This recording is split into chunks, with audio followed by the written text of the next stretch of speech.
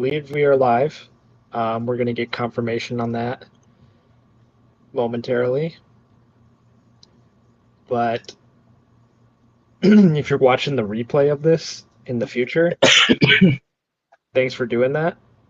I see us. We're up. But it might not be all right, we're live, so we're going. Welcome to Dingers and Stingers, MLB trade deadline live show. That's Matt. I'm Drew. No Dallas with us. Unfortunately, he has a real adult job. He's a little camera shy. Yeah. I apologize if the rumble of the air conditioner behind me is a little distracting. I don't know if you can hear it, but it's hot, so I need to have it on. Yeah, so we're just going to be here. We'll talk about some of the trades that have already gone down. We've got an hour and 5 minutes until the actual deadline. And we'll be checking our phones throughout. Going to react live to any other deals that come through. But Matt's Padres making moves, wheeling and dealing. Just to recap everything they've done today, they made a big swing, probably the biggest trade they were a part of. They got the closer Mason Miller as well as starting pitcher J.P. Sears from the Oakland Athletics, or the Athletics of Sacramento. And really, that's a big trade. But the big, I guess maybe shocking part of that is that they parted with their number one prospect, a consensus top 10, maybe even top 5, depending on who you ask, prospect in all of Major League Baseball, Leo DeVries. I don't actually know which one it is, how you say that. I've always said DeVries. I've heard other people say DeVries, but I'm sure. All right, Leo DeVries. So he's still only like 18 years old or something, right? Recently turned it. Yeah, so he is very sought after. He was a name thrown around for other trades, but this is the one that's him. It's for Mason Miller and a starting pitcher. So I guess that helps the Padres, who could use some pitching depth. Big move, and then I'll just roll through some of the other ones they did. They got catcher Freddie Fermin from the Royals. They got I'm trying to go through the MLB Trade Rumors website. They got Ryan O'Hearn and Ramon Laureano. That's another pretty big move from the Orioles. And then I just saw on Twitter that they got Will Wagner from the Blue Jays in a more minor deal. But that is Billy Wagner, Hall of Famer Billy Wagner's son. So that's kind of cool. So yeah, Matt, how are you feeling about all this? I'm still kind of in shock. I mean, I shouldn't be at this point. Preller is famous for just imploding our farm anytime he thinks we have an open window. And I should be more prepared for that. I think Leo was just one of those prospects that, he's one of the most exciting prospects I think the Padres have had in a long time. But at the end of the day, like, the more I've come to think of it, it's been a few hours since that one passed. Like, he literally is an 18-year-old in single A, still years away from being MLB ready. And, you look at the past history of, top 5, top 10 prospects, it's not like a surefire thing that he's just going to come out and be this superstar player. He might be fine, but he also might take a long time. He might never break out. I mean, there's so many realms of possibilities. And at the end of the day, the Dodgers look vulnerable. The NL looks at least open for competition at this point. And I mean, we just swept the Mets, and we saw the NL East start loading up on bullpen. So I think this is kind of just a response to all of that. And I'm not mad about it, honestly, at this point. I was a little bit initially, but at this point, I think I've accepted it. And like I've always said, acquire good players and win, right? Like, you can always worry about the future later. Acquire good players and win. That, in my opinion, is the philosophy that teams should take in all sports potentially. I mean, obviously you don't want to like fully handicap your team in any way, but at the same time, like I'll take a down year or two if it means we had a chance at the World Series. Yeah, I think what stuck out to me about this trade is that the Padres were, as always, in a ton of rumors with a ton of guys, and as you've been saying on the podcast, their biggest needs were at catcher and at left field, and in particular, you wanted maybe a righty bat who could hit lefties pretty well, but. Beyond that, so there are names that have been thrown out. Sean Murphy for a while, but then it seems like the Braves just didn't want to trade him. Jaron Duran from the Red Sox, Stephen Kwan from the Guardians, and I think my initial reaction was surprise that the team who right now has already the best bullpen ERA in baseball went and spent so big on another bullpen piece. Now, do I think Mason Miller is going to help the Padres? Absolutely. I think they're going to have, if you can get through 5 innings or so in a close game, I think you feel really good about the Padres bullpen coming in and shutting things down. Initially, it seemed like this would lead to maybe them moving Robert Suarez, but it kind of seems like maybe that's not the case anymore. And so, yeah, good for the Padres doing a lot today without giving up anyone from the major league roster.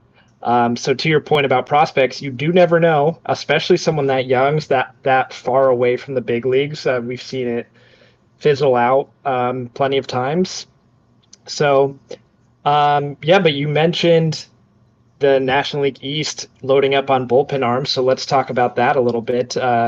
So the New York Mets, they made an early trade for Gregory Soto a few days ago, and then today they added further to yesterday they added further to the bullpen by getting Ryan Helsley from the Cardinals and Tyler Rogers from the Giants. So some pretty big moves from the Mets, and then the other team vying for first place in that division, the Philadelphia Phillies, they added Yohan Duran from the Minnesota Twins. So what do you think this means for the National League East? And feel free to chime in with breaking news if it happens.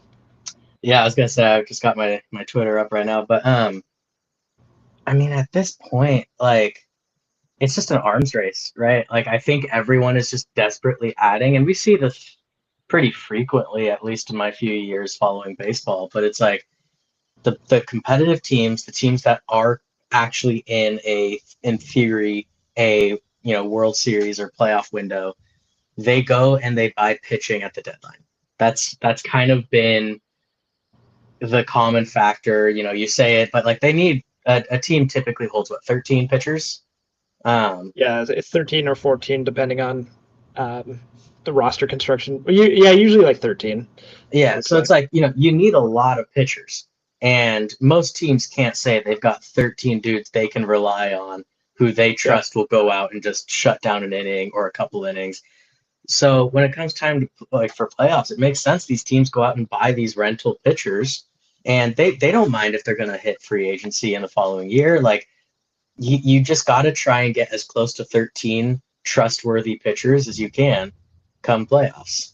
That's at least how I see it, and I feel like that's kind of how MLB treats the deadline. So for the NL East, it's like they've got teams competing for not just the division, but also these wild card spots, and you want to make sure that you can lock down the games necessary at the end of the year to have a playoff run. Absolutely, and I think it's interesting because the Mets, let's see, their bullpen. They have a fairly decent bullpen. They haven't had really too many struggles with it compared to the Phillies, who have had a ton of issues. So the Phillies probably swung for, besides Mason Miller, maybe the best reliever to change hands to this point in Yohan Duran. But they didn't make a ton of other moves, whereas the Mets kind of loaded up. Basically, you've got 6, 7, 8, 9th inning covered when you take Edwin Diaz into account. So come playoff time when the starters are on short leashes and you're just doing what it takes to win any given game, you love to have a stacked bullpen like this. So if you're a Padres fan, if you're a Mets fan, you're feeling pretty good. If you're a Phillies fan, you got to be feeling a lot better than you did before, despite giving up. These relievers are getting real real packages in Mhm. return. We already talked about what Mason Miller netted the A's, but I'm not going to pretend to know the ins and outs of every team's farm system. But I know that the price paid to the Giants for Tyler Rogers included a couple names that I recognize from the Mets system.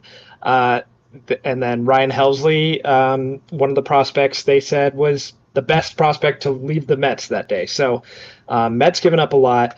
Mick Abel was part of the trade return for Yohan Duran, as well as I can't remember his name, but he's the number 2 prospect on the Phillies. So I think it was like their number 2 and their number 4 prospect for Yohan Duran. So you see the prices for relievers. Clearly, it's something teams value, and we haven't seen too many starting pitchers move so far at the deadline. Um, Let's just say, I mean, we so got JP Sears. I know there's a handful of guys who got re-signed or like extended by their teams. yeah, Seth Um, Lugo that happened to. mhm. Um, but yeah, we saw Shane Bieber go to the Blue Jays. He has not pitched since April of 2024. So we know who Shane Bieber is. We have some faith in him, but it's kind of an unknown quantity. Um, and then yeah, like you said, JP Sears and a lot of bullpen arms. I'm trying to think. I don't know if there was another notable starting pitcher that changed hands to this point. So I think that's what we're going to see in the last hour here is a flurry of those types of moves. I mean, the Diamondbacks haven't traded Gallen or Merrill Kelly. The We Marlins haven't haven't traded traded. Cease. Yeah, Cease is still on the Padres. Um, the Marlins haven't traded any of their starting pitchers. The Twins are in a full-blown sell-off. We'll talk about them next, but Mhm. they haven't traded their starting pitchers. So they've traded. Well, they traded Chris Paddock to the Tigers the other day, but that was that's a fairly minor move. They still have Joe Ryan as a potential big name to change hands. But what the Twins did do they've made a flurry of moves, including trading Harrison Bader to the Phillies, um, and they traded Danny. I don't know how you say his last name, Colomb, I think. Mm.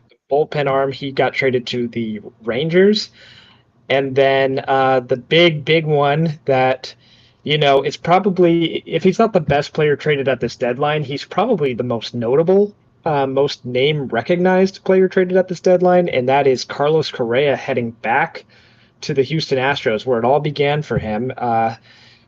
He was rookie of the year for them. He was their shortstop, a stalwart in their lineup. He was obviously part of the 2017 championship team where there is the cheating scandal. He was not, I believe his first year not on the Astros was when they won in 2022 because that was Jeremy Pena's rookie year. So he's coming back, and it's an interesting move because he's still got something like 4 or 5 years left on that contract, and it is not cheap. So Well, Astros, they said that was a huge part of it was they were going to have to pick up some of the contract. The Twins yeah, were to even get this going. yeah, I think it was only they got one player back, a minor leaguer back, and then yeah, they kind of split the. I didn't see how it got split exactly, but I know both teams are taking on part of the contract. Um, but yeah, I don't know that it. I think Isak Paredes. I know he's hurt. I heard maybe he's Out out for for the the season. year. Okay, was that just announced today? That was, I want to say, within the last like 48 hours, it's like confirmed, but that's kind of been the fear since he went Yeah. down. Okay. Which, spoiler alert, just ravages my home run draft. Aaron Yeah, I Judge forgot about might be that. out for the year. Isaac Paredes might be out for the year. Mike Trout doesn't want to play in the outfield. It's an adventure for me.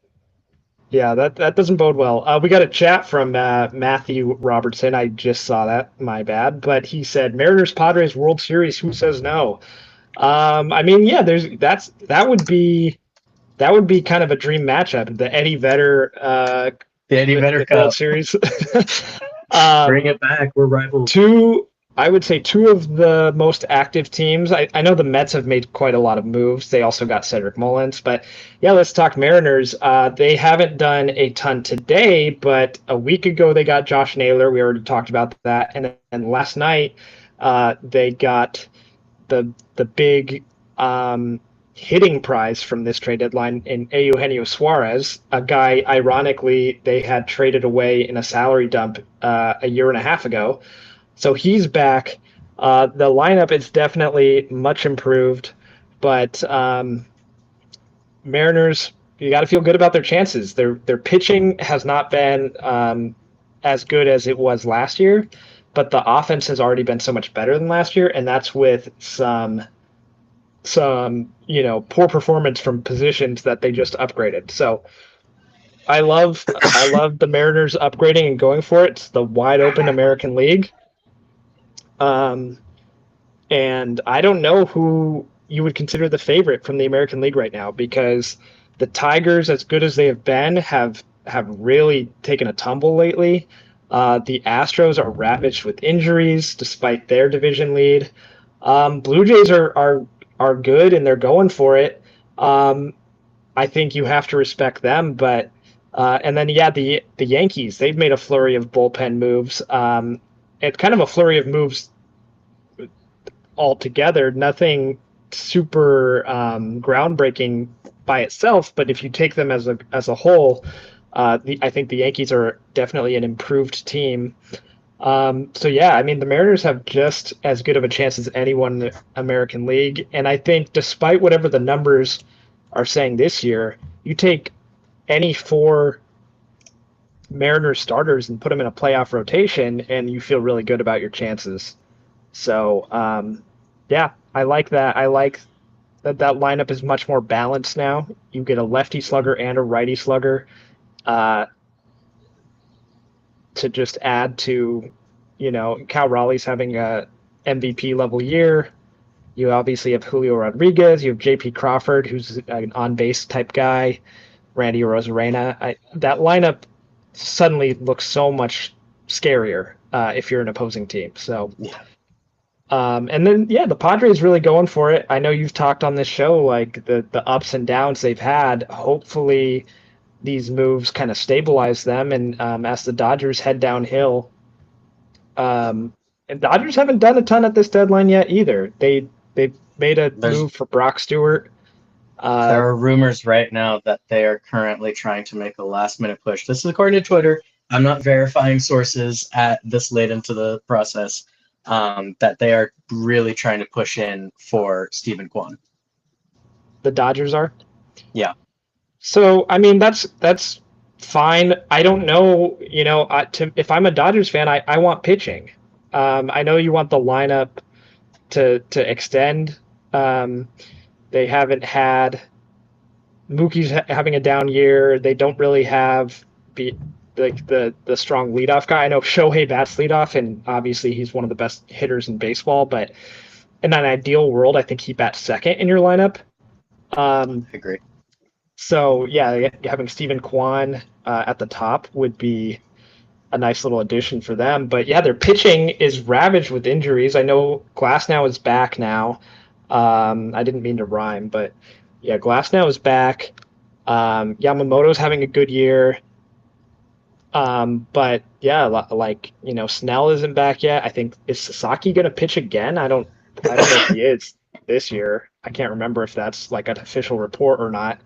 And then, as Matt mentions in the chat, Shohei, he's asking, do you think he's done pitching for the year? I don't know, because they said it was just cramps, is why he left his start the other day.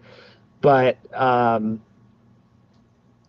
the same time, it's like you don't like to take risks with him when you don't have to. But at the same time, their pitching has been thin, so we'll see. I don't know how likely this is either, but I am seeing AJ Preller might not be done, and Cease could be heading to the Astros, who are trying to make a big push right now. I don't even know what they would have to give us at this point. Yeah, it's Like, interesting. I don't know their prospects. I looked it up a couple days ago because this was rumored a few days back, and I'm like, I don't know that the Astros have anything worthwhile to us at this point. Like, what are we going to get that makes this team better for the right now? Yeah, it's a good question. I'm not sure what the framework of that deal would be. Unless there's The a Astros, I three-team trade know, in the works. could be. I know the Astros don't have a very strong farm system overall, but also I don't know if the Padres are in the market for farm system guys right now. Um, so we'll see. I mean, give me Jordan and I'll take it. I'll take it, Yeah, Yordan Alvarez, he's been hurt. and I'll take He him. he's one of the few pod or Dodgers trades that the Dodgers probably regret. But But he was also what, like low yeah, A he at the was time. Like, right. Yeah, he was not the no one knew he'd be what he's become. Um, it happens to every organization at some point. Yeah, so now we're just waiting for. There's about 45 minutes left. And the starting pitching market is really the last kind of thing that needs to move. It sounds if we want to move over to talk about the Red Sox for a second, they've made one move so far where they got Steven Matz, first base prospect Blaze Jordan. He's fine, like another bullpen arm. Uh, Definitely not going to move the needle for me. I definitely would like to see more. Uh, from them. I would have liked a first in baseman, in your but opinion, of the people that are left, and based off of what you guys have kind of available for trade, what is like a realistic, last 45 minutes here for the Red Sox? a realistic last 45 minutes, I would say they would get someone maybe like a Merrill Kelly or a Zac Gallen from the Diamondbacks. Um, I don't know. So it's interesting because for the longest time leading up to this trade deadline, it was the Red Sox are going to have to trade from the major league roster to improve the team because it was, a team like the Padres where we're both going for it, but we can both kind of help each other out. Yeah. But if it's a team like the Diamondbacks or the Twins or the Marlins who are just true sellers, then there's not there. There's very few prospects I would consider untouchable at this point. Like Well, your I know untouchables are already on the roster. right, yeah. But even then, it's like, is Marcelo Meyer truly untouchable? I don't know if he is. Obviously, it'd have to be for the right guy.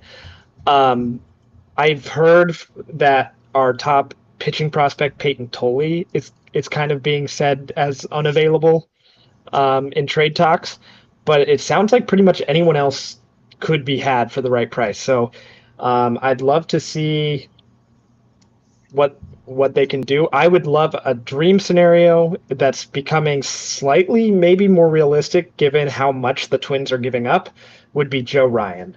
And maybe even a package of Joe Ryan and Griffin Jacks for the bullpen. But That'd be huge.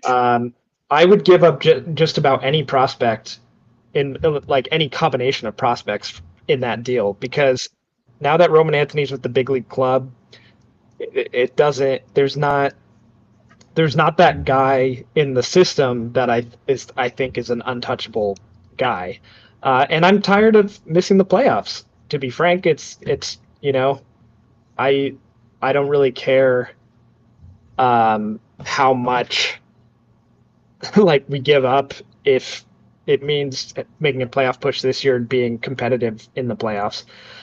We also, I think, wanted to upgrade first base, and Josh Naylor got traded a week before the deadline for seemingly not a ton. So I don't know if we were in Yeah. those discussions. I know we were in the Eugenio Suarez discussions, and we're with the idea of playing him at first base. So obviously that didn't come to fruition. Um, So I don't know. And now Ryan O'Hearn is on the Padres, so it's like if Yandy Diaz doesn't get traded, I don't think there is a first base bat. Seems like the Red Sox might finish in second place for Merrill Kelly. The rumors right now is that the Rangers look like they're closing in, even though the Red Sox are interested. So I don't know. We'll see. Horacio, I see you just popped in here. Let me ask you, what's going on with the Dodgers? We're all curious. All of MLB is curious. Where are they going right now? They've made a couple small moves in my opinion, but I mean, yeah, are they I gonna just be saw flashy? They got Alex Call. Alex Call, which I know who that is, but I can't tell you if he's good. Let's see his stats. Alex Call. I want to look at his baseball savant page.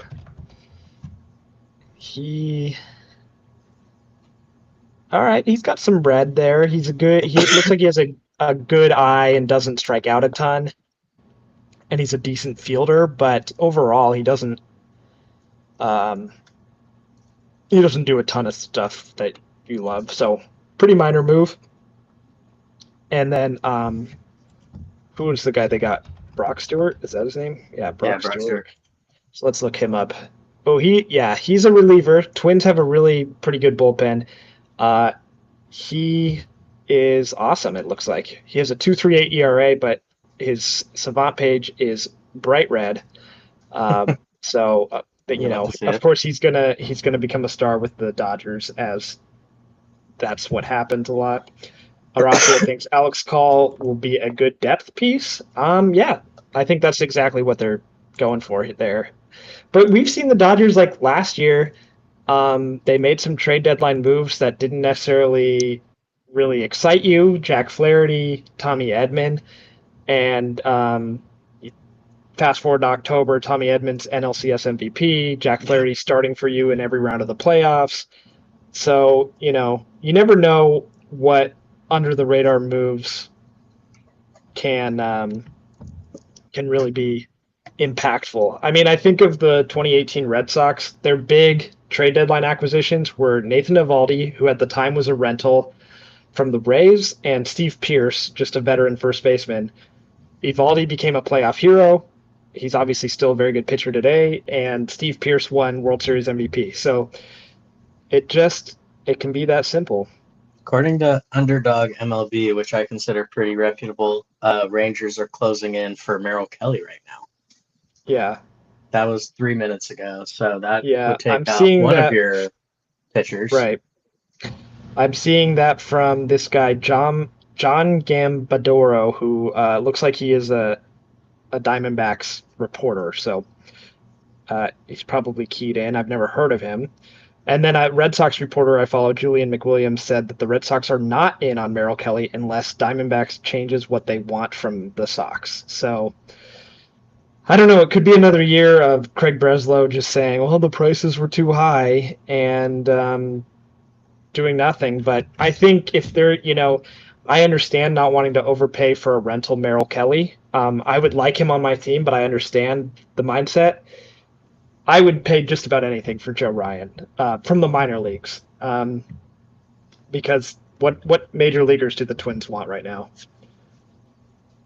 In terms of what happens next, Dodgers might be done. Our rotation is getting healthy, and that will lead to a healthier bullpen. You're not allowed to be a Dodgers fan and say, "Oh, we're cooked." Like you might be, but you can't. You can't be down on the dumps about the Dodgers, despite how bad they play, because they are just that team. They are that bitch. Matthew says, it really sucks that 3 teams in the AL West are buyers. Yeah, I was thinking about the American League. One of you guys should have run away with it. There's 6 playoff spots in the American League, and I think 5 of them will be from the East and the West, because the Tigers will win their division, but no one else from the Central is going to go anywhere. And so you've got the Red Sox as quote-unquote buyers, although they haven't really done anything. The Blue Jays and Yankees are clear buyers. The Mariners, the Rangers, and the Astros are all buyers. And yeah, I mean that it sucks for you, Matt, but at least the Mariners are doing the big things. I would like to see my favorite team join in on the fun. Yeah, I've Yep, always said, I mean, breaking from passing Merrill Kelly to the Rangers. So that's a good fit for there it them. is. They already, I believe, have the best run differential in the American League, despite their record, and they've got DeGrom and Evaldi at the top of the rotation. So, um, It's like an old but awesome pitching staff. yeah, so this is going to be. I mean, here's what worries me, right? Is I'm looking at the wild card standings here. You've got the Rangers and the Mariners tied for the third spot. The Red Sox are in a game and a half ahead of both of them, and the Yankees are a game ahead of the Red Sox. The Guardians are selling, and their closer got suspended and all that. So I don't really see anyone in the American League making noise. Maybe the Rays, because you can never really count them out. But other than that, I mean, we know which four teams are going to be going for those three wildcard spots, and the Yankees, Mariners, and Rangers have already upgraded big time. I mean, the Yankees maybe not so big, but they've made enough moves to that bullpen that I would have more faith in that bullpen. David Bednar, and they got what's his name from the Rockies, Bird.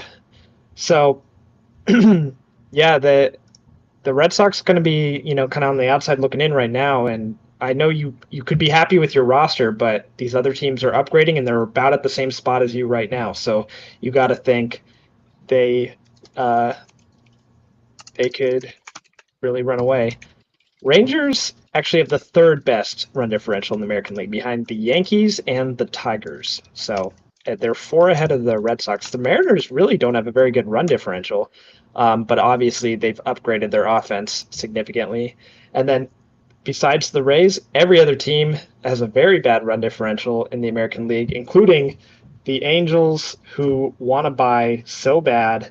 It got Andrew Chafin and Luis Garcia and sit 3 games under 500, 4 games out of the wild card. Four teams they would have to leapfrog. I'm sorry, 5 teams they'd have to leapfrog, and they have a negative 66 run differential, which is the third worst in the American League. So they're delusional over there, and it kind of makes baseball a little more fun when there's delusional teams. But sucks for Dallas and all the other Angels fans. This is crazy. I can't believe the Padres haven't gotten rid of Ethan Salas yet.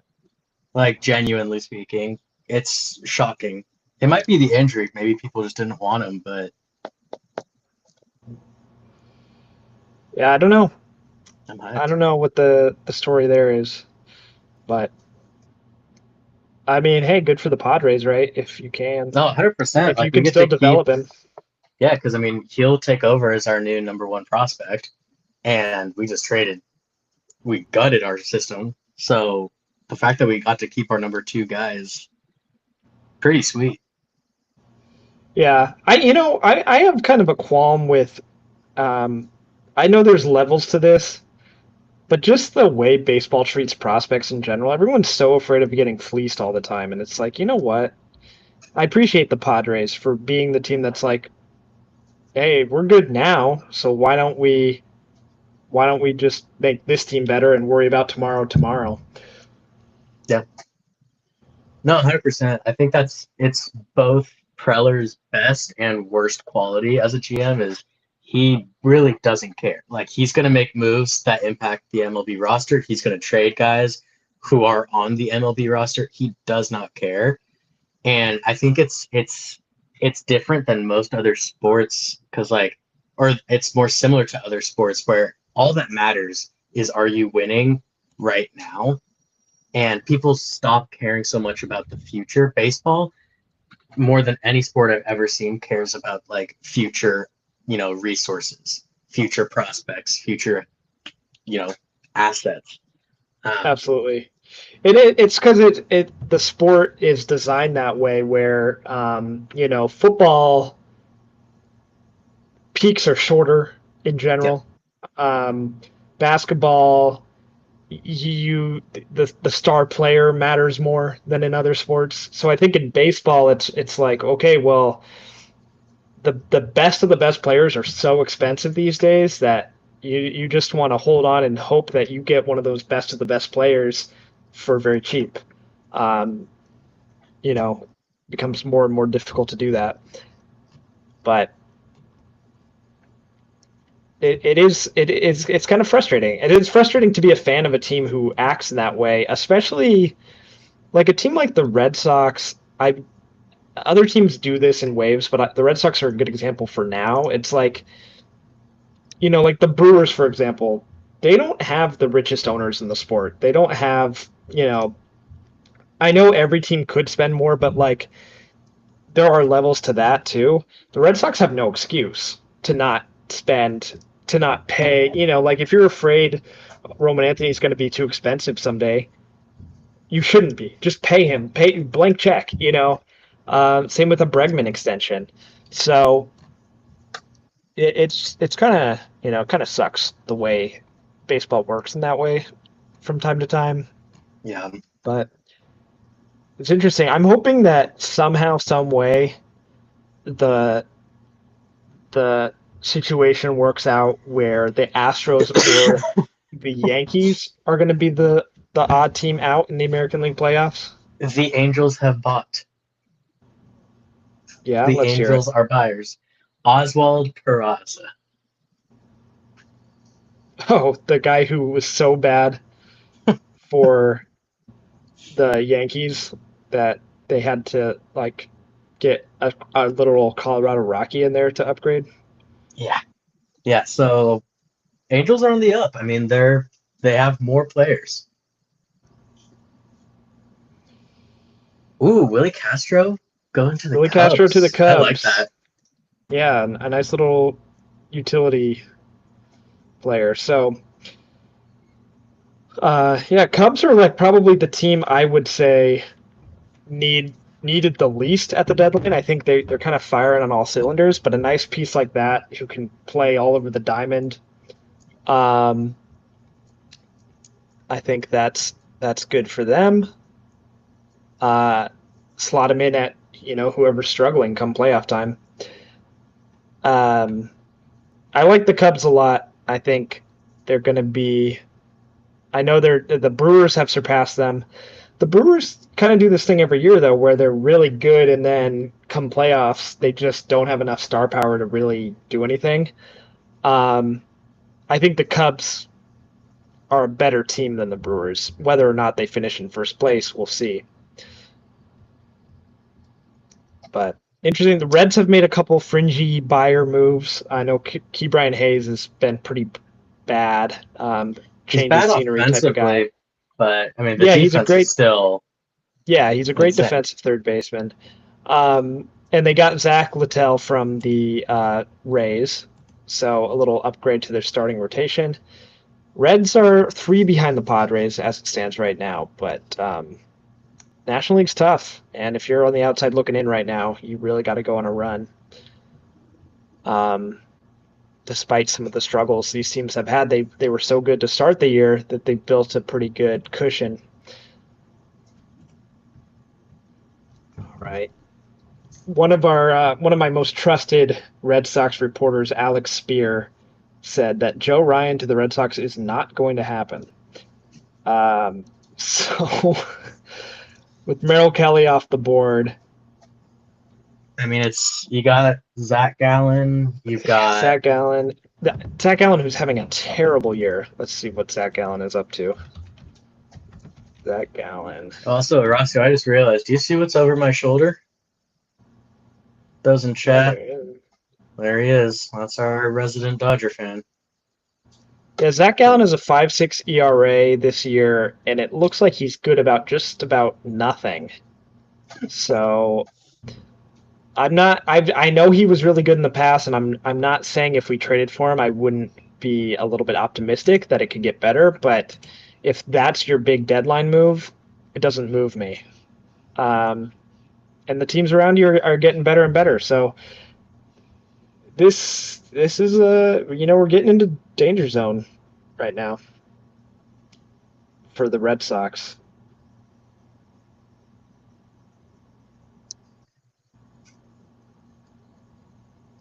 John Morosi, I believe he works for MLB Network. He said the Red Sox have made a late effort to acquire Joe Ryan. So, we're hearing different stuff. I would absolutely love it. Like I said, I would empty the farm for him. But we'll see if it happens. I think if Joe Ryan gets traded, he's the best starting pitcher that'll change hands, right? And I guess at least for like this year, and you take into account the past, because Sandy Alcantara could get moved, Dylan Cease could get moved, Zac Gallen could get moved. I've heard none of them Cabrera from the Marlins as well. Right. But those three have better track records than Joe Ryan, but those three are also doing worse than him this year. So, and he's got control left. I would really, really be happy with that, but we'll see. I'm not holding my breath. Yeah. Man, I am curious because there was so much talk, and like as we were talking about right when we popped on here, everybody needs pitching. Every competitive team, every team that's going to be heading into a playoff push needs pitching. And it's like some of these guys are just going to sit on their teams that are mostly losing teams and just kind of provide no value back to their team. Like, I don't know. It's this is the thing that I think is interesting with baseball too, is like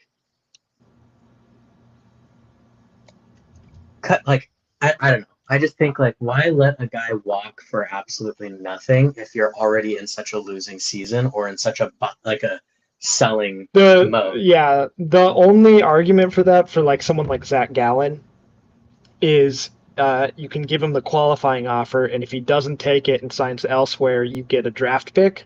And but so no one's going to offer him the 20+ million, right? Like is someone? Well, I think Zac Gallen could get it for one because a 1-year contract, even at like 20 million, it doesn't really handcuff you too much. And I think someone like Zac Gallen, Zac Gallen might take it because he's been struggling so much, but if someone you think is going to get a multi-year deal, like even Nick Pivetta last year, I know he's been great for the Padres, but he was a pretty mediocre starting pitcher for most of his Red Sox tenure. And he got the qualifying offer and he rejected it. And it was like, oh, he thinks he can get more, overall than that. Yeah. So that's what players do sometimes. So that's the only way, is that if they think, well, whatever I'm getting in this trade is not going to be better than what I can draft a year from now. But I don't know, it's a risk. It's always a risk. And then there's teams like the Rockies that are just stupid, or the Angels that are just stupid. Yeah, it's just, I don't know. I find it so interesting because, like, there's teams that are just bad and they hold on to these players at the last chance they have for some form of value, in my opinion. Dude, MLB on Fox tweeted something and I didn't see it. And then they deleted it, and I think it was a mistaken trade announcement, and people are freaking out, and I have no idea what it said. So they screwed up something. Oh, okay, I have a screenshot of it. Yeah. They took John Morosi saying the Red Sox have made a late push and thought it was an actual trade and put Joe Ryan on the Red Sox. But sounds like they are making, let's see, who's this? Francis Marrero. I don't know who he works for, but he is a BBWAA member. Said the Minnesota Twins are still in sell mode and are expected to trade right-handed starter Joe Ryan as well. So that does not mean Red Sox, of course, but they are the team that has been strongest linked to him, and it's an obvious fit. So we'll see what happens. Obviously, there's still starting pitching out there. There's still those Marlins guys. There's still Dylan Cease. There's still Zac Gallen. Who knows who else? There's names. There's been rumors that people are calling in on Mackenzie Gore too. Yeah, I mean, The Mackenzie Nationals have Gore made it would get known, like, a. they don't have the team to support these guys right now. Yeah, I think Mackenzie Gore and Joe Ryan would be in similar boats in terms of you would be over the moon to get a guy like that who still has multiple years of control. Um, As the Padres can get Gore back. Imagine. Give him That would Dylan be Cease crazy. and a couple prospects. I don't care. I want Gore back. I love that guy. How do you? Is Freaking it at? nasty lefty too. Oh yeah, there it is. Mackenzie. Mackenzie. Yeah, it's Mac, like full Mac. Um, yeah, let's see. He's a free agent in 2028, so I think that means he has 3 more years of control left. Um, and then where's Joe Ryan? Joe Ryan, I think might be the same. Yeah, same. He's in the exact same boat as Joe Ryan. So, um, I think Younger Gore though, right? could. I'm sorry. Gore's younger though, right? I believe he is, and he is better. So, uh, also Joe Ryan went to Cal State Stanislaus. Could have fooled me. Where's his age? Oh, 29. Yeah, he's 29. I think Yeah, Mackenzie way Gore is older. closer He's like to 24. 25. How old is Mackenzie Gore? He's 26. So, a few years younger, which means he'll the maybe the value can be made up for because Joe Ryan would be more open to an extension, whereas Mackenzie Gore is like, well, I'm going to be an agent at age 29, you know. Yeah. Um, but we shall see. 20 minutes left.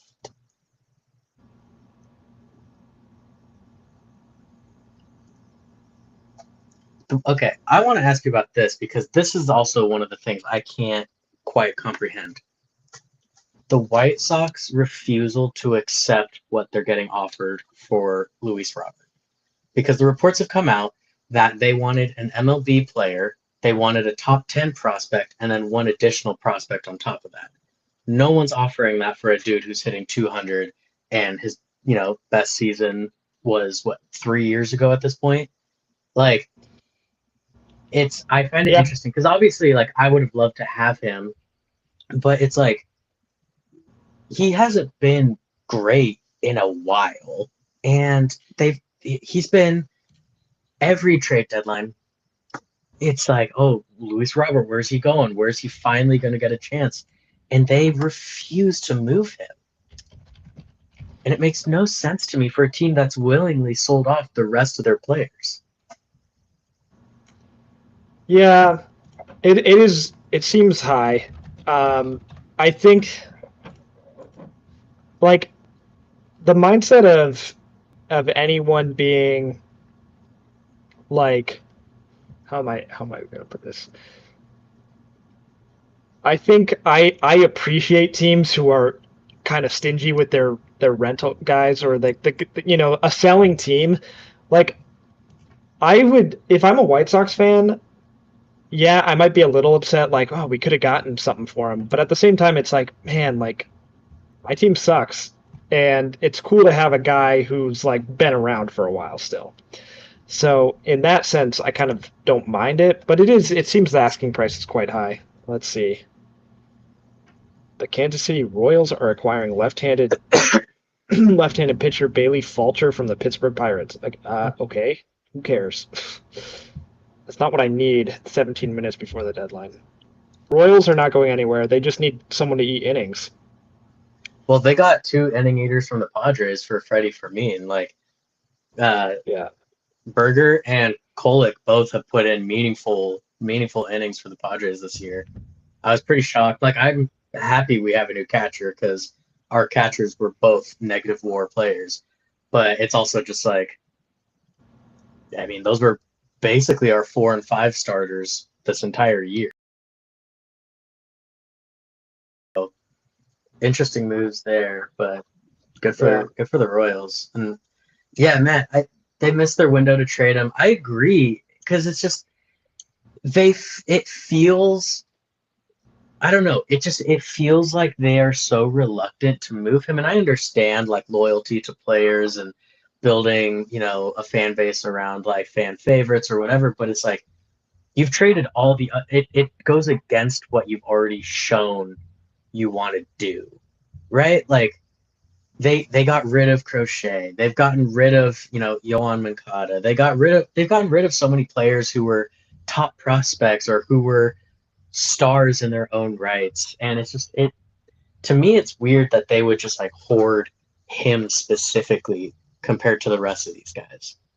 Like what makes him so valuable they need to keep him compared to Garrett Crochet? Why'd they trade him? Like, well, they did get quite a haul for Crochet, to be fair, but sure. Yeah, I don't know. Like he's 27. They have him for next year too if they want him. Um, I think it's a club. Yeah, or he has 2 more club options. So the next 2 years, and yeah, I don't know. Like maybe they just think he's due to break out, and they want to make sure they get value for him. But yeah, 81 WRC plus on the year uh, doesn't move me. So he's got Yeah, a 653 OPS.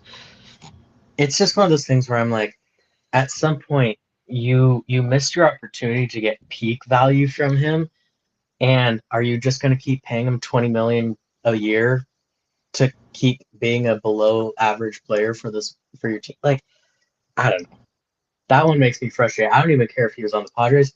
Get him out of there. I'd love to see him play anywhere, like anywhere else. Yeah. Twins current payroll 9 mil from Baker. Is it actually only 9 mil?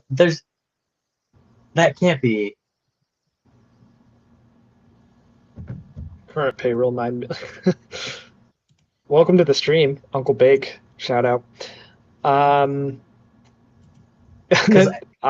feels crazy, but yeah, Correa is a big chunk. I mean, Buxton's still making money. I was gonna say Buxton is still there, so they'd have to get rid of Buxton. But if they got rid of him, I suppose I wouldn't be shocked if the rest of the guys were just on those like vet minimum type of deals. All right, let's see. This is Craig Mish. I believe he's a Marlins beat writer. He said the Miami Marlins will not be trading Sandy Alcantara today. He'll once again be the ace down the stretch as the Marlins keep pushing this season and developing for the future. So, I don't know. I can see that because Sandy has still, I think, a decent amount of time left on his contract. Let's see. And based off of how he's been playing the last few games too, like it really feels like this year was fluky. Like his underlying stuff still looks good. So if they think that they can get competitive, and they have Kyle Stowers and stuff, they've got a couple pieces there who are solid. If they want to try and run that with a great pitching staff, Cabrera, Perez, Alcantara, like that's a great pitching staff. Well, yeah, and it makes some sense if they, similar to like Luis Robert, if they were not getting offers for what they thought he was worth because he's having a down year this year, it makes sense to hold him because he's been better lately. He's still only 29. He has 1 more year on this contract and then a club option for 2027. So the team gets to decide if he sticks around. It makes sense. If they weren't finding that offer, it does make sense. I think if he had a really good first half, I think it's much more likely he would get traded because it's much more likely a team would be willing to give up more to get him. So yeah, I don't necessarily blame the Marlins for that, but it does take another. Oh, whoa, really interesting. Horacio, are you tuned in here? Boston Red Sox are acquiring right-hander Dustin May from the Los Angeles Dodgers. So we just beat him last week. Kind of sucks because we could have just like had him instead of Jeter Downs in the Mookie trade. But and the Padres are getting Nestor Cortez Jr. from the Brewers, so he hasn't pitched in a while. No, but Yeah, That's that's from real. Ken Rosenthal. Yeah. Okay, so now we're in the home I don't stretch want to here. watch that. I don't want to watch. That's some bullshit. I don't even hate the guy, but I don't want to watch him sit on the mound doing his little like pump fakes. Hated that. I don't know if like Dustin May as a depth piece, I don't mind it. I'm not thrilled about it if he's going to be like supposed to be taking the ball in a playoff game. Um, I hope that doesn't mean that's like our consolation for not getting Joe Ryan. I would still very much like a push for Joe Ryan. We'll see. As far as Nestor Cortez Jr., I mean that's more innings, right? You had to get some more innings from your starting rotation. Where are you seeing it? Because it hasn't popped up for me yet. Ken Rosenthal Oh, tweeted it, and then Mark just saw it. Feinsand as well. I'm just seeing it. Nestor Cortez. I mean, Interesting. that's like a a minor-ish one. Yeah, I'm So I curious wonder because who we trade well, for Dustin May because I get it's scary to trade with the Dodgers. I'll tell you that. yeah, Miguel Andujar just got traded to the Reds. What Yankees fans always thought was like their biggest trade chip. Um, yeah, I'd love to see this return for Dustin May. I mean, it's good. I think overall, I'm cool with that because um, we just really needed one more good or good or fine, doesn't really matter. One more major league caliber starting pitcher.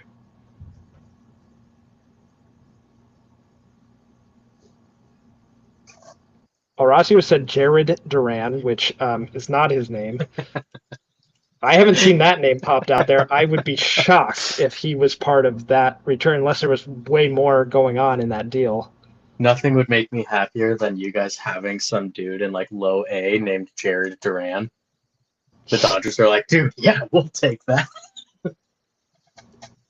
Jaron Duran, I mean, we were asking from the Padres for DeVries, so hard time believing that Dustin May would be the return for Jaron Duran. Uh, Yankees are acquiring shortstop Jose Caballero from the Rays, so he's more of a maybe a bench piece. Well, he might start because yeah, Volpe has struggled so much, but he's like a bench piece. He's a good runner, but he also was a very inefficient base stealer last year. He stole like a crazy amount of bases, but also got thrown out a ton. Yes, indeed, Caballero, former Mariner, one of I think there's like over 10,000 Mariners Rays trades since Jerry DiPoto took over. So like he was one of those once upon a time. Yeah, he's fast, but he gets thrown out a ton. So he's like not necessarily a good base runner. But yeah, that's really a depth piece for the Yankees, and they could use it. All right, so yeah, Volpe going to AAA. Yeah, we'll see. I've gotten to the point where I like low key feel bad about Anthony Volpe because it's like wow, like everyone hates him. Yeah, we talked. Did we talk about him? What was it, last week?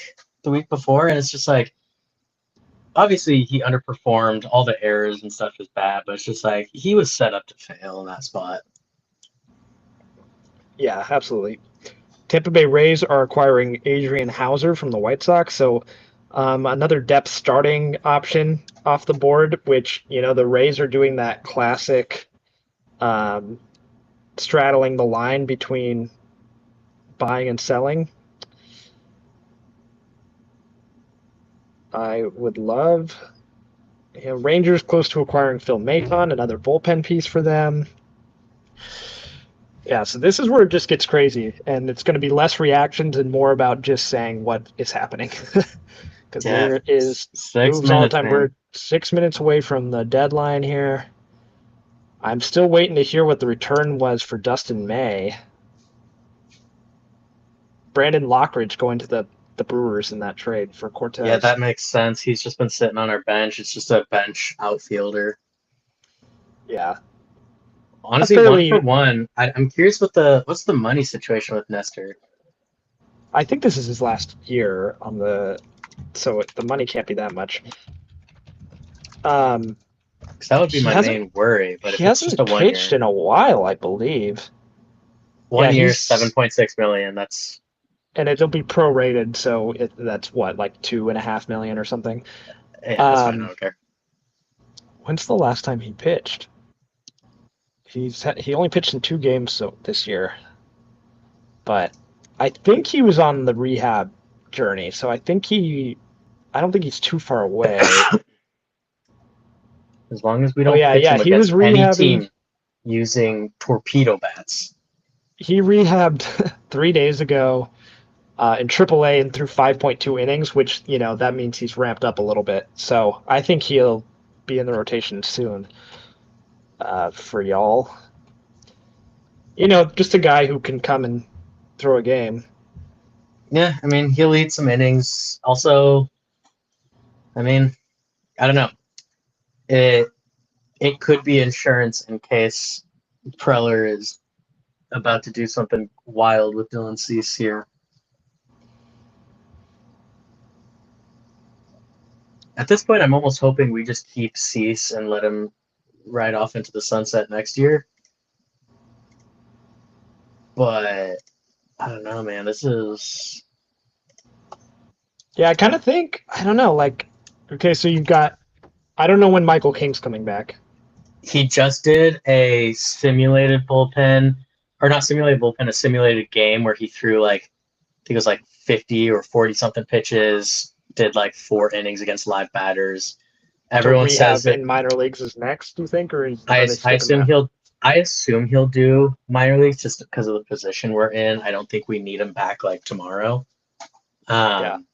But I think 1 or 2 more times through the rotation as is, and then he'll be back. Yu Darvish looked awesome in this past game, but he looked terrible before that. But if we have vintage Yu Darvish, that obviously goes a long way as well. Pavetta's been great. Randy Vasquez is the luckiest pitcher to ever pitch in baseball. Outside of that, you've got a major league rotation there. Dustin May just basically replaces Dick Fitz in the rotation. I'm sorry, what did you just say? Richard Fitz. We call him Dick Fitz. I see. Okay.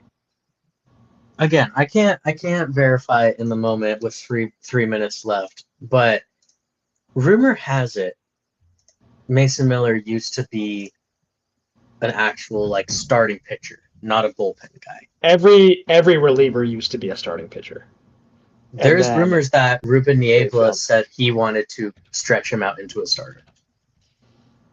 Godspeed to you. Usually they move to the bullpen because it wasn't working out as a starter.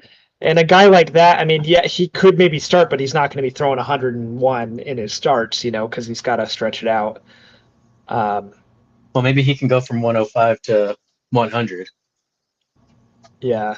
I don't know. If I'm a Padres fan, I don't know if I want that. I guess if you're giving up a top prospect, but... It's just hard because I'm of everyone on the Padres staff, I trust Ruben Niebla the most to get the most out of his guys.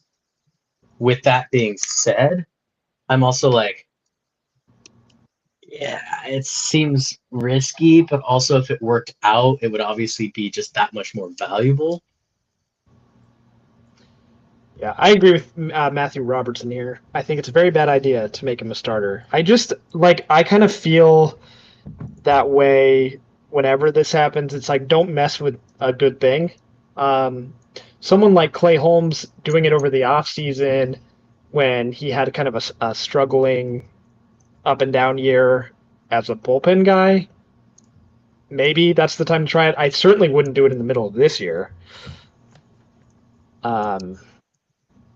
But I think the Padres. I've been saying this since he got released, but I think that the Padres need to sign a guy like Tristan McKenzie, who just like all the potential. He's there. Ruben Niebla was his pitching coach when he was good.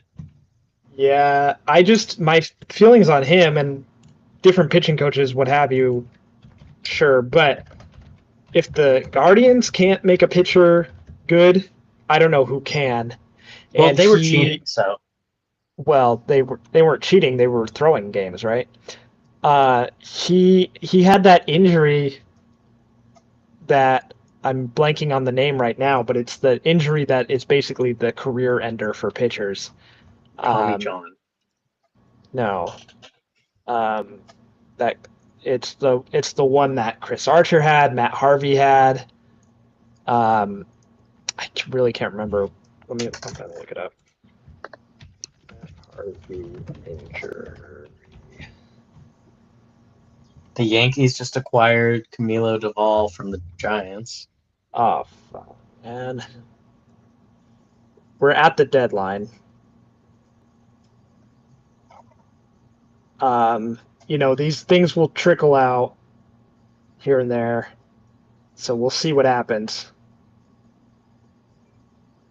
But man, the Yankees really upgraded their bullpen. All right, Red Sox reporter Chris Cotillo. The Red Sox made 2 deals, Matz and May. That's all. Source confirmed. So I'm going to call this an absolute failure of a trade deadline for the Red Sox. I'm actually pissed. So that sucks. That sucks. The team deserved some upgrades, and they didn't get it. Happens to some teams every year. It wasn't UCL injury for McKenzie, I don't think. It's like the thoracic outlet or whatever. Because UCL stuff, we see guys come back from Tommy John all the time.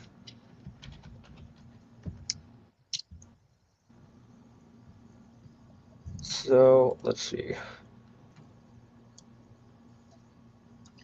I don't know. I can't remember, but Cubs got Taylor Rogers from the Pirates. yeah. The Rays are getting Griffin Jacks from the Twins. You've got to be kidding me. Michael Bridges signed a 4-year extension.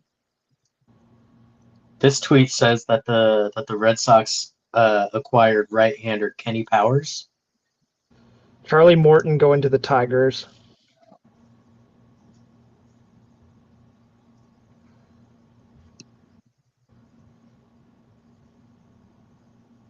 Oh, man, dude. That is... I mean, the Red Sox are not going to make the playoffs.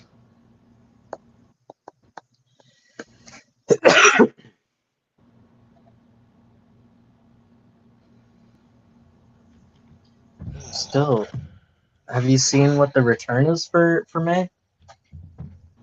No, I have not yet seen that. Yeah. And the Rays got better. The Rays are going to pass us. Oh,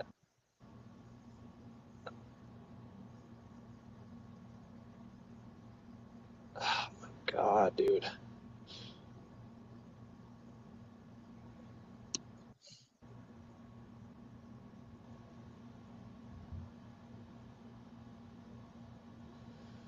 I mean, I guess this will live forever, my reaction to this.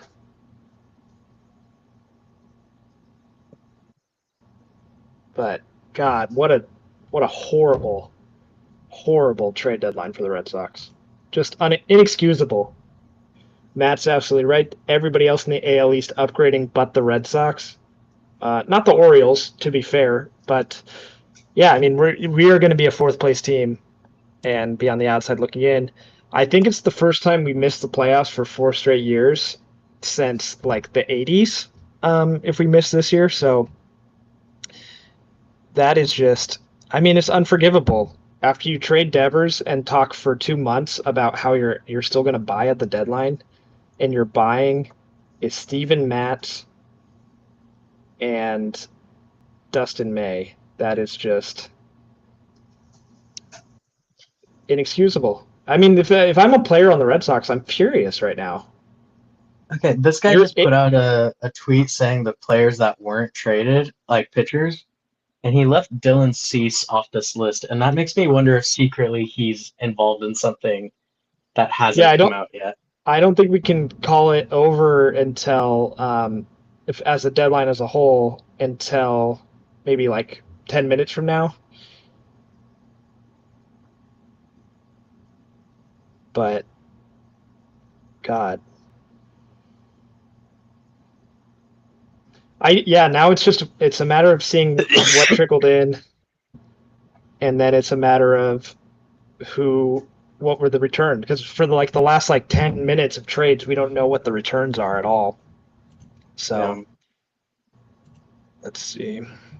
Yep. Charlie Morton to the Tigers, Griffin Jacks to the Rays, Camilo Doval to the Yankees, Edward Cabrera and Sandy Alcantara not traded, Luis Robert Jr. not traded, Taylor Rogers to the Cubs.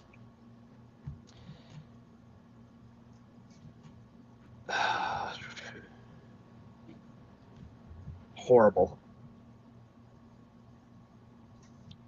Absolute ass.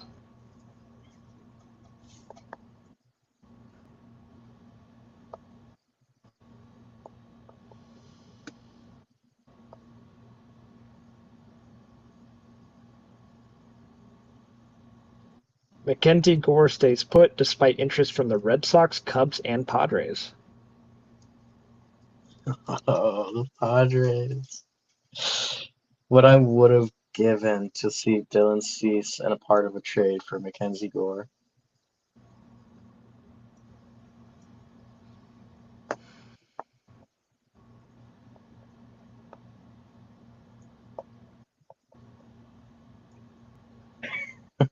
Yeah, your Uncle Baker's probably feeling good about that.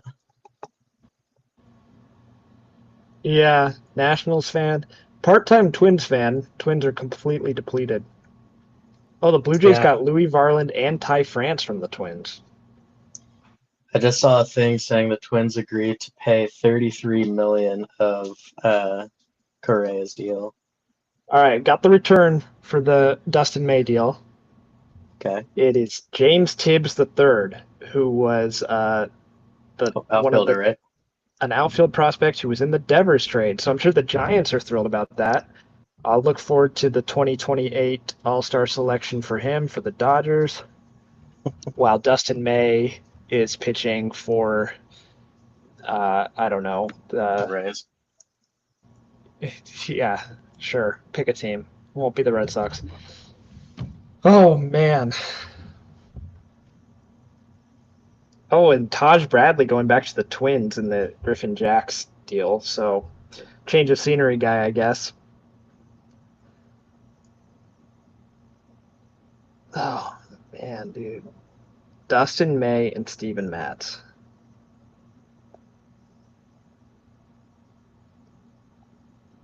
Can you see this, Drew?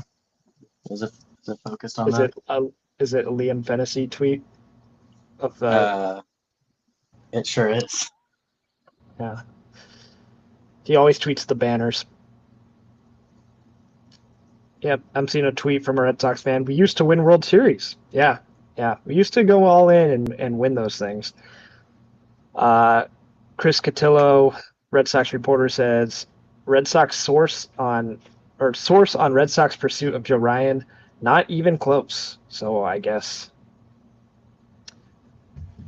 give me the fell forward again award. Be excited to tell Dallas all about it. All right. Yeah. Time to update those preseason predictions. Let's see. The Tigers will run away with their division. The Blue Jays, Yankees are definitely both going to make the playoffs. The Astros and Mariners are definitely both going to make the playoffs, uh, which leaves one spot in the American League, and I think it's going to be the Texas Rangers. And I think the Red Sox are going to get passed by the Rays, the Guardians, the Royals, and maybe even the Angels.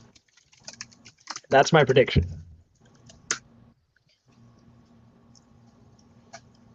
Love that there will be a lockdown. The lockdown that's coming in. It's a That's supposed to be. lockout, first of all. Uh, that'll be 2027, right? That we might miss a season.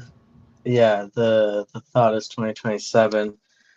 I mean, do you think that has ramifications on certain trades that go down? Like, I don't know. None of them come to mind. Like Correa, I guess maybe, but like what you know, I don't really see how that has to do with the deadline. It would have more to do with contracts that people are willing to pay or players are willing to sign, I guess, more likely. because I'm just thinking, like, I don't know, it seems interesting for a team like the Padres who have given up a lot of future for basically a lot of players who have like 1 to 2 years of control left.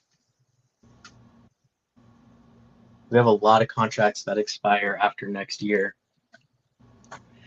Yeah, I wonder We what. gave up all of our prospects who are estimated for 2027. Yeah, but there will be baseball again. Of course, of course. I'm just saying it's interesting to think about if, AJ Preller's like, well, screw it. We're going all in before the lockout, and after the lockout, we'll just figure it out. This is just I'm stunned.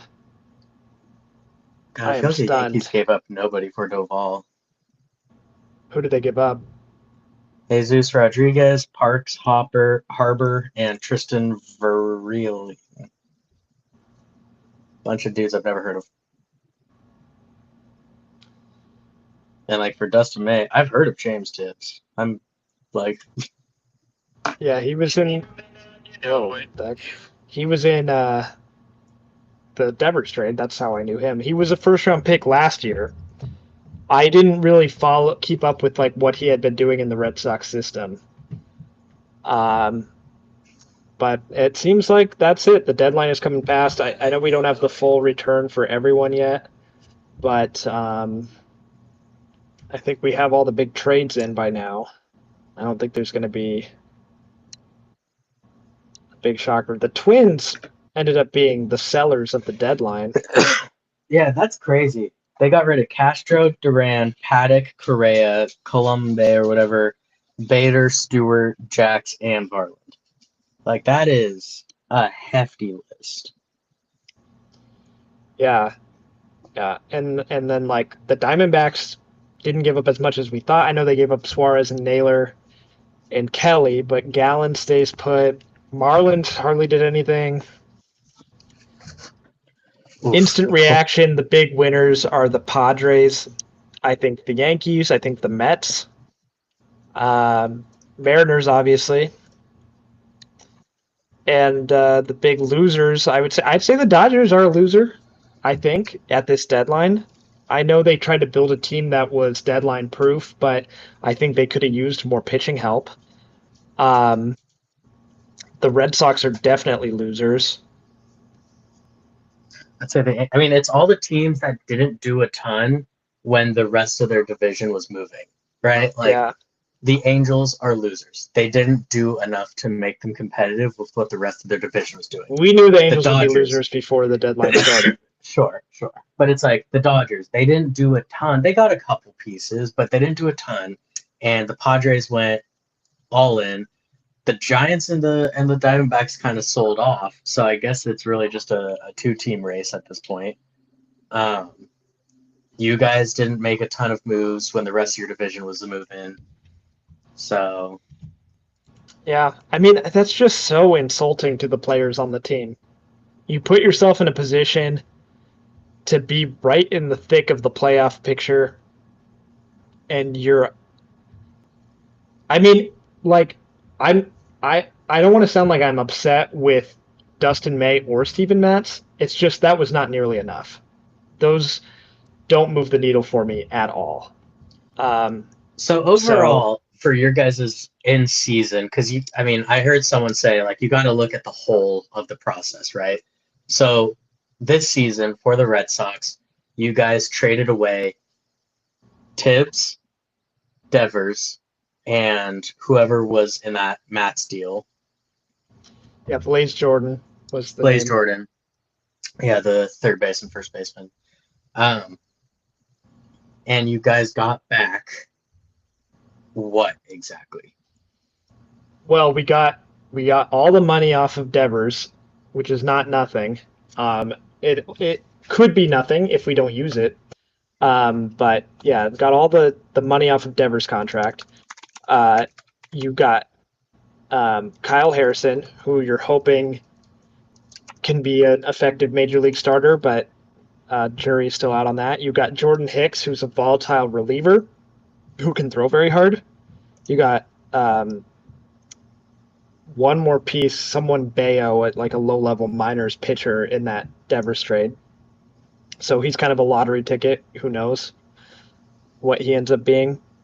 Uh, and then you got Steven Matz for the rest of this year, and you got Dustin May for the rest of this year. Both of them are free agents after the season. I'm kind of just imagining worst case scenario. I mean, last year the deadline additions were Danny for the Red Sox were Danny Jansen, um, Luis Garcia, the relief pitcher, Lucas Sims, the relief pitcher, and James Paxton from the Dodgers.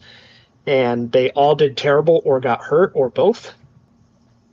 And then they were not on the team anymore. So I'm imagining a similar result here. It's just massively insulting.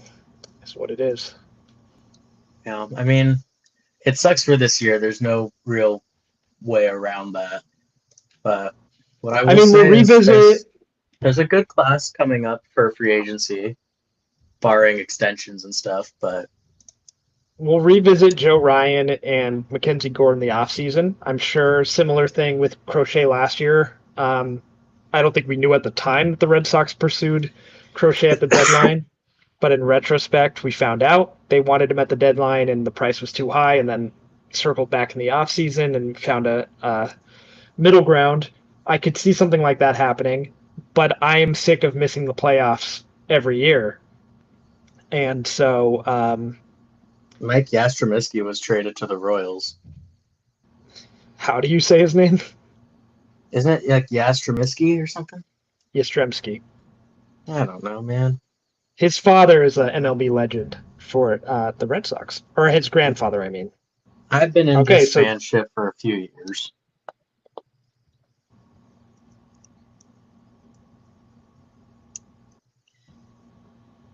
Yeesh. This is crazy.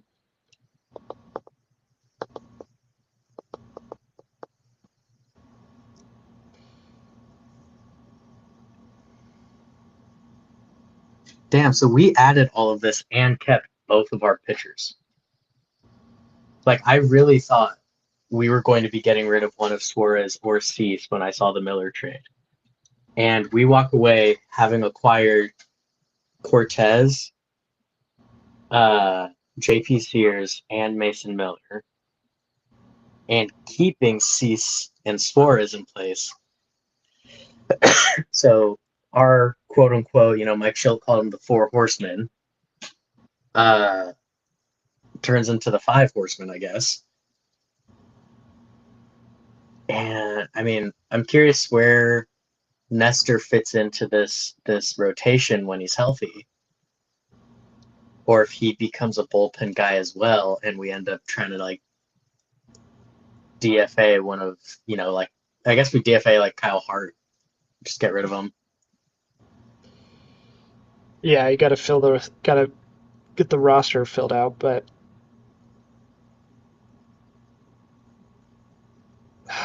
man. Oh, I can't believe it. I don't know how they're going to justify this. You just have to keep playing good baseball, but it's a pretty demoralizing thing to have happen. I just can't fathom. It's not like we had a loaded farm system that we couldn't bear to part with these guys. That's just it's crazy, man. I can't believe.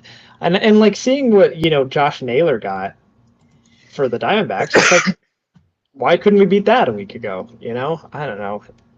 That trade specifically seemed so like nothing. And even like the Suarez trade made me question, because like everyone was like, oh, it's a bidding war, like everyone's bidding up, Gino Suarez and all. the Mariners only gave up what, one top 10 prospect? It was like their number 9 or number 10 prospect, and then like some back end, Yeah. and it's like they got Naylor and Suarez and only gave up one top 10 prospect. Yeah, it seems like And the deadline, like the market for Suarez maybe not as robust as people thought, because it seems like the Red Sox were in the running, but not. I think the Yankees took themselves out of the running early by getting McMahon, and then I guess the Tigers, Cubs, Brewers decided we're all set. So I don't know. yeah, it's just Do not interesting because know. like I would have thought he would have brought a lot of value, and yet clearly we were wrong. I care more about 2025 than Craig Breslow does. I think that's clear. And Nobody cares about 2025 like my GM.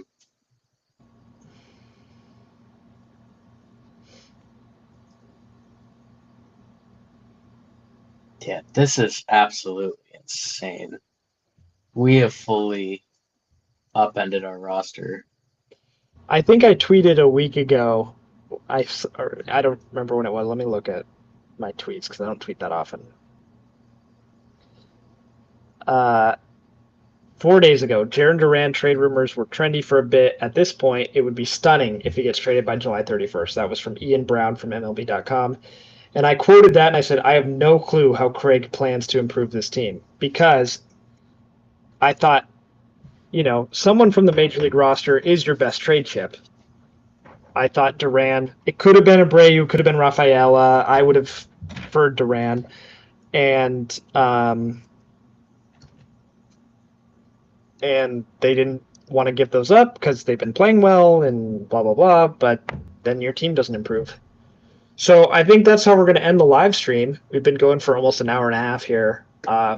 Thanks for tuning in and Thank you, everybody who joined us. This was fun. reaching This out in was the chat. We sweating. will have a football episode coming out next week that we're going to record today. So look forward to that. I think it's an NFC East preview. So look forward to that. And then next week we'll have another baseball show where we'll probably break down some of these trades a little more and talk about whatever other news happens. So thanks for tuning in. Subscribe. I think you're supposed to say like subscribe and like and things like Subscribe, that. like this video, follow us on Instagram. We do have an Instagram. I think it's just at Dingers and Stingers or something like that. I should know this stuff, but I don't. But It's tough when Dallas is missing. we're tuning out, and we'll see you when we see you.